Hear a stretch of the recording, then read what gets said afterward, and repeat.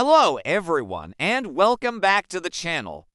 Today, we're journeying back in time to explore the intricate and often brutal social structure of ancient Rome. Forget the grand marble temples and epic battles for a moment. We're going to peel back the layers of daily life and understand what it truly meant to be Roman. From the lowest rungs of society to the very pinnacle of power, we'll uncover the lives of slaves, citizens, and the elite. It's a story of ambition, struggle, and survival that shaped one of history's greatest empires. So grab a seat and let's dive into the world of ancient Rome. At the very bottom of the Roman social ladder were the slaves. It's a sobering fact that at the height of the empire, as much as 1/3 of Italy's population was enslaved. These were not just laborers. They were considered property, or instrumentum vocale, talking tools. Where did they come from? Many were prisoners of war, captured in Rome's relentless conquests. Others were victims of piracy or were born into slavery.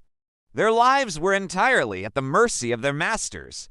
A slave could be a miner toiling in the dark, a farmhand working from dawn till dusk, or a domestic servant attending to every need of a wealthy family. But here's something you might not expect. Not all slavery was the same. A slave working in the silver mines of Spain had a life expectancy of mere months, a truly grim existence. On the other hand, a highly educated Greek slave might serve as a tutor, a doctor, or a business manager for their master. These individuals could live in relative comfort, wield considerable responsibility, and even earn their own money, called a peculium. This offered a glimmer of hope, the chance to purchase their own freedom, a process known as manumission. An act of manumission could be a reward for loyal service, a gesture of affection, or even a strategic move by a master to create a loyal client. Once freed, a slave became a libertus or freedman. They weren't quite full citizens, but they were no longer property. This was a massive step up.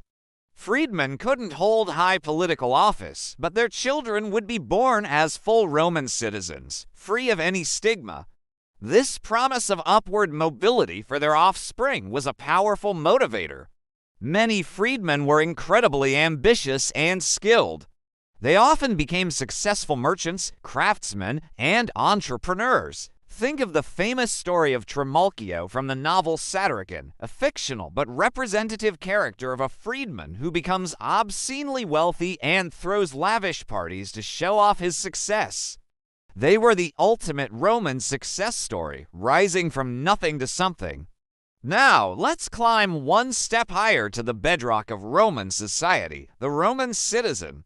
Civis Romanus sum, I am a Roman citizen. This was a declaration of immense pride and privilege.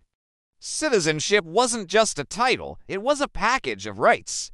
A citizen had the right to vote in assemblies, the right to make legal contracts, the right to a fair trial, and the crucial protection from being tortured or crucified. Remember the Apostle Paul in the Bible.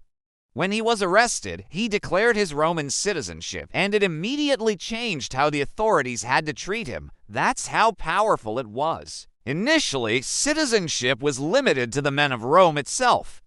But as the empire expanded, it was strategically granted to people in other parts of Italy and eventually to loyal communities throughout the provinces. Finally, in the year to 12 AD, the Emperor Caracalla issued the Antonine Constitution, granting citizenship to nearly all free inhabitants of the empire. Why? It was partly a way to create a more unified imperial identity, but let's be honest, it was also a way to expand the tax base. More citizens meant more people paying inheritance taxes. But being a citizen didn't mean you were rich. The vast majority of Roman citizens were the plebs, or common people. They were the shopkeepers, the artisans, the farmers, and the urban poor living in crowded apartment blocks called insulae. Life for the urban plebs in Rome could be tough. Jobs were scarce, housing was often dangerous and unsanitary, and the risk of fire and disease was constant. To keep this massive, restless population from rioting, the emperors adopted a famous policy, panem et circenses, bread and circuses. This meant providing free grain to the poor and spectacular public entertainment. We're talking about the chariot races at the Circus Maximus, which could hold over 150,000 spectators screaming for their favorite teams, the Reds, the Whites, the Blues, the Greens. And, of course, the gladiatorial games in the Colosseum. These weren't just about bloodlust, they were a display of the emperor's generosity and power, a way to distract the populace from their hardships and reinforce the social order. It was a complex system of social control, keeping the masses fed, entertained, and relatively content. Now, let's ascend to the very top, to the rarefied air of the Roman elite. This group was dominated by two main orders, the equestrians and the senators. The equestrians, or equites, were the business class. You had to have a certain amount of property to qualify. They were the bankers, the tax collectors, the merchants, and public contractors who managed the empire's vast economic engine. While they couldn't reach the highest political offices like senators, they wielded immense financial power and influence behind the scenes.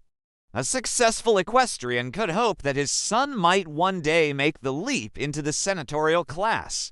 And at the absolute peak was the senatorial order. These were the political, judicial, and military leaders of Rome. Membership was hereditary, passed down through a few hundred of Rome's most ancient and powerful families. The patricians, though successful men from lower ranks, known as novi homines or new men, could occasionally break in.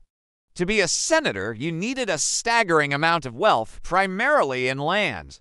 Their lives were a world away from the common plebs. They lived in luxurious domus in the city and sprawling villas in the countryside, adorned with mosaics, frescoes, and gardens. The life of a senator was governed by the cursus honorum, the sequential path of public offices. It was a competitive ladder of political advancement, starting with junior administrative roles and culminating, for the most successful, in the consulship, the highest office in the republic. They served as provincial governors, military generals, and high priests. Their entire existence was dedicated to the pursuit of dignitas and gloria, dignity and glory. Their wealth and status gave them enormous power, but it also came with immense responsibility to serve the state. At least, that was the ideal. In reality, it was also a world of intense rivalry, political intrigue, and cutthroat ambition. So there you have it, a snapshot of Roman society. It was a rigid hierarchy, but not a completely static one. A slave could dream of freedom. A freedman could see his son become a citizen. A wealthy citizen could hope his grandson might become a senator. This potential for upward mobility, however slight, was a key ingredient in Rome's stability and longevity.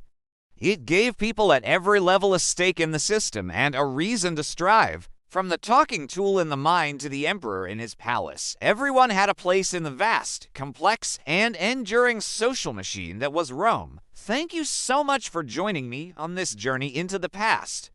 If you found this interesting, please hit that like button and don't forget to subscribe and ring the bell so you won't miss our next exploration of history. Let me know in the comments which part of Roman society you find most fascinating. Until next time, stay curious.